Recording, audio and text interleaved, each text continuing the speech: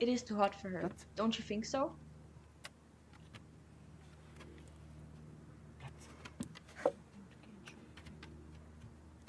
Sit. Sit. Good girl.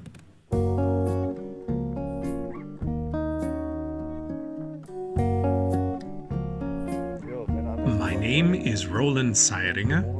We live here in beautiful Ansental, our beautiful bees' paradise. I am sitting here next to our new bee trough. My wife is self-employed with her beauty salon. I have my store for beekeeping supplies and my apiary, and therefore we work from home most of the time. And our two neighbors, they both have got a swimmteich, and if it was very hot, we were always allowed to swim in their waters. And we liked that so much that we decided to get one of our own. As bees have a huge need for water, the profit of swimming is just a side effect. We actually wanted to offer our bees a place to drink, because our bees went to the neighbors to get a drink.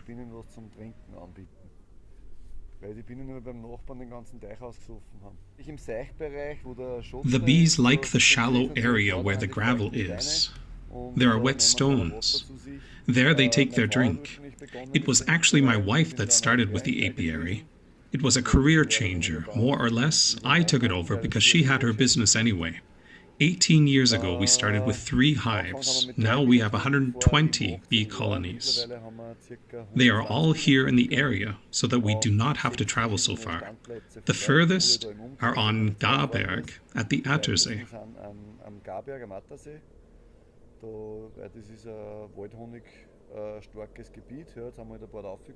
You can get good forest honey there. That's why we placed some of the hives there. And as 120 hives are not enough to live from the honey, therefore I have a second leg in the trade with beekeeping supplies. This combination works well, although I have to admit that I prefer the apiary. I do the other thing to generate a viable income.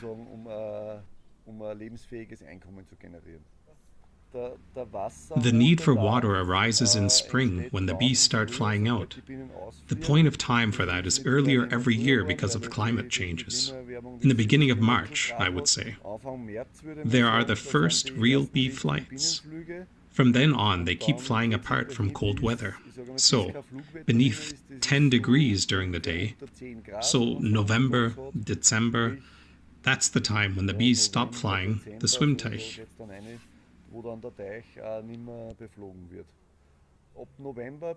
From November to March, the bee is inside the beehive. There she shuts down the organism to a certain level. During that period, they don't fly out.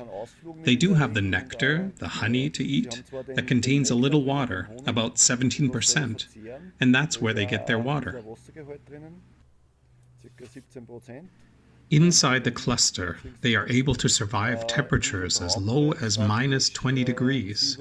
The bees on the outside move to the middle, to the center. There we have a temperature of 17 to 18 degrees. They can warm up, and then others push into the middle, so the cluster is always in motion. Through wing trembling, they generate the heat in there. Well, the work of a beekeeper, it starts in spring, and there is work all year round, but the bees start in spring. You do the wintering out, remove empty frames, and prepare each colony for the first honey input. That is when the cherry blooms.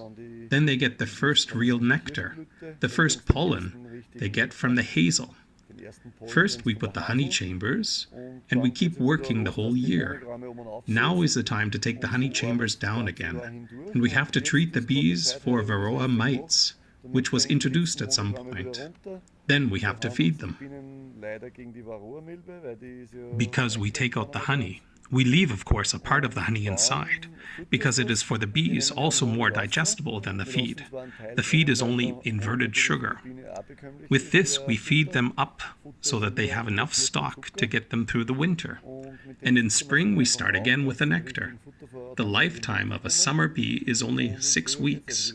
It only lives 6 weeks, because it is always on the road. It works its butt off and then dies. A winter bee hatches in September and dies in March. So September, October, November, December, January, February, March. It lives 7 months. But that is only because it has no flight activity and moves only in the winter cluster, nothing else. A queen bee can live up to 5 years. The only difference is, a queen bee emerges from the same egg as a worker bee, which has a lifetime of 6 weeks during the summer. The worker larva is fed with royal jelly for only 3 days. The queen bee is fed with royal jelly for its lifetime, and thereby the extended service life. A queen bee secretes pheromone, which is a scent. Because of the pheromone, the population sticks together. That means the bee colony needs a certain pheromone output. When the queen gets older, the pheromone decreases. If that becomes very little, then the bee colony suddenly decides they need a new queen, and they select one larva. There are 3 days egg stage, then the larval stage starts. Then they start to keep feeding the selected larva with royal jelly. The cell is then enlarged. From this cell, the new queen emerges. When the queen is about to hatch, the old colony swarms away with the old queen.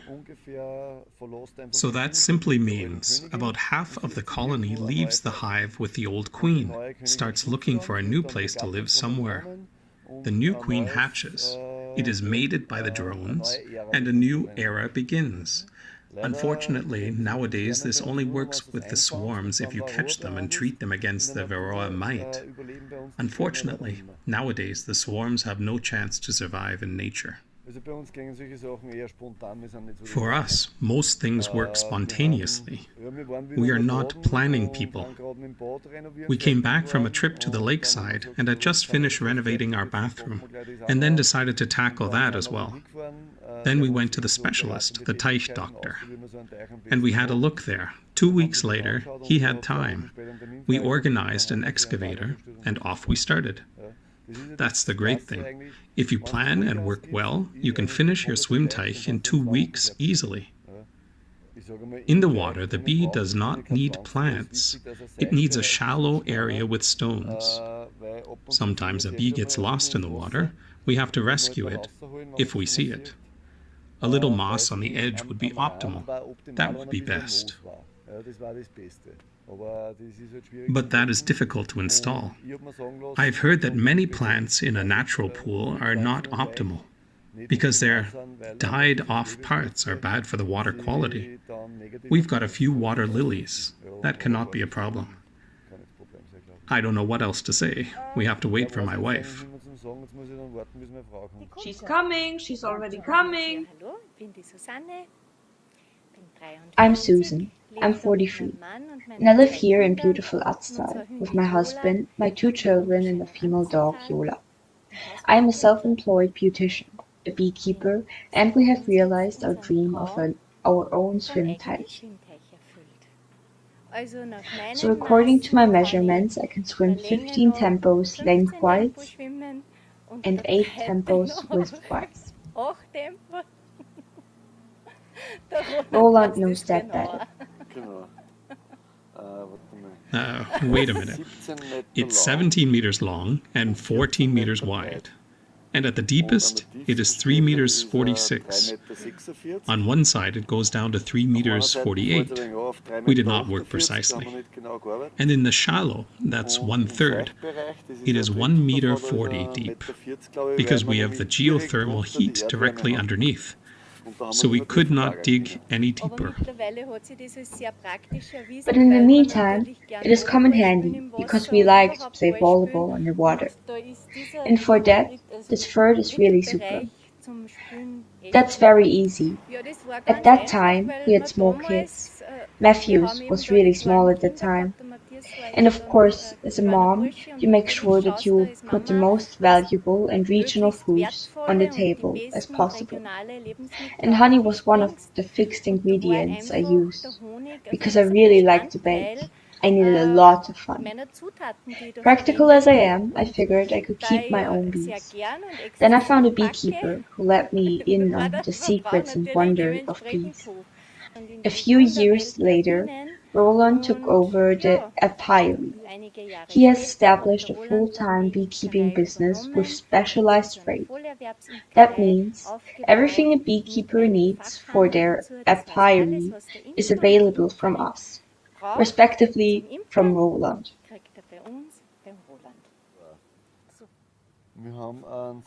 We had a great excavating operator. He did the digging so exactly and well that there wasn't anything to change afterwards. And that is important. It is better not to try to save money on the operator, but take someone who really knows his job, because then you have less work afterwards. He was supposed to be here at 7. He arrived at quarter to 7. First thing he did was complain why I hadn't mowed the lawn, because like that he could not dig, because the grass would mingle. So I started the lawn mower tractor and mowed the lawn. Then he started to dig, and at 4 p.m. everything was finished. The next 2 days we smoothed it all out a bit. The kids, ourselves.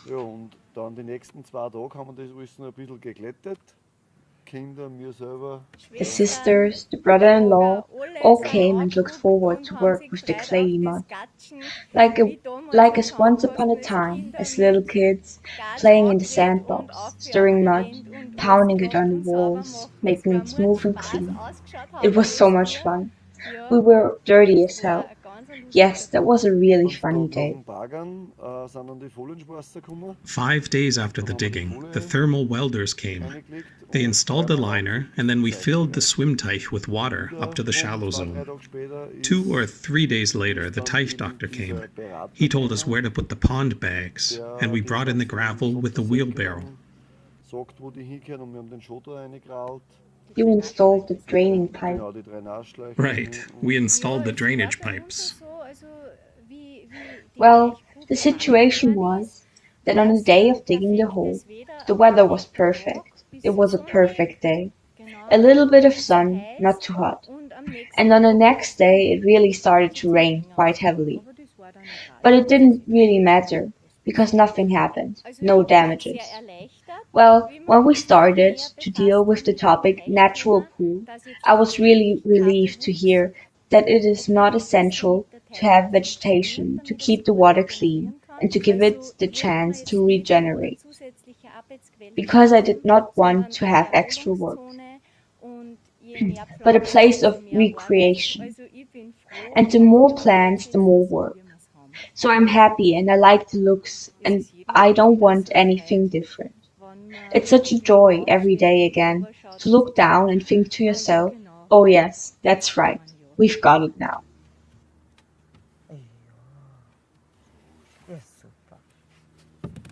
I expected it to cost a maximum of 15,000, and I'm not one to negotiate. I go more by my gut feeling. If I like a craftsman and I think I won't have problems with him, I let him do the job. It's mutual. Everyone should be fine, and that's it. And I think I haven't really calculated it to the number, but I think it cost about 15,000.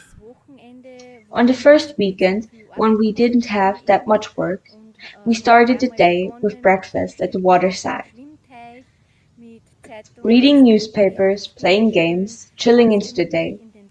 And at the end of the day, I said to Roland, you know, that swimmteich turns a normal weekend into a holiday weekend. It is really great. Now, when it's so hot and you have to work and you sweat, and after lunch you get a little tired, but then you jump in the water and I don't know if it's because of my zodiac sign, but with me, I get out of the water and I feel fresh, like after getting up in the morning.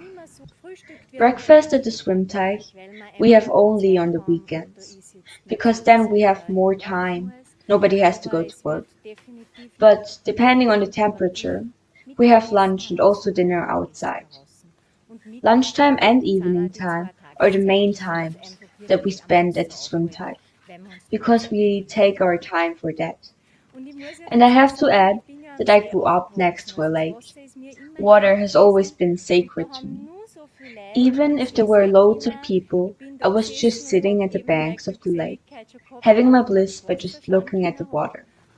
And the whole thing has now been shifted, so to speak, to this home. Mainly honey brandy and mead, you might say. And if you have work to do afterwards, then beer.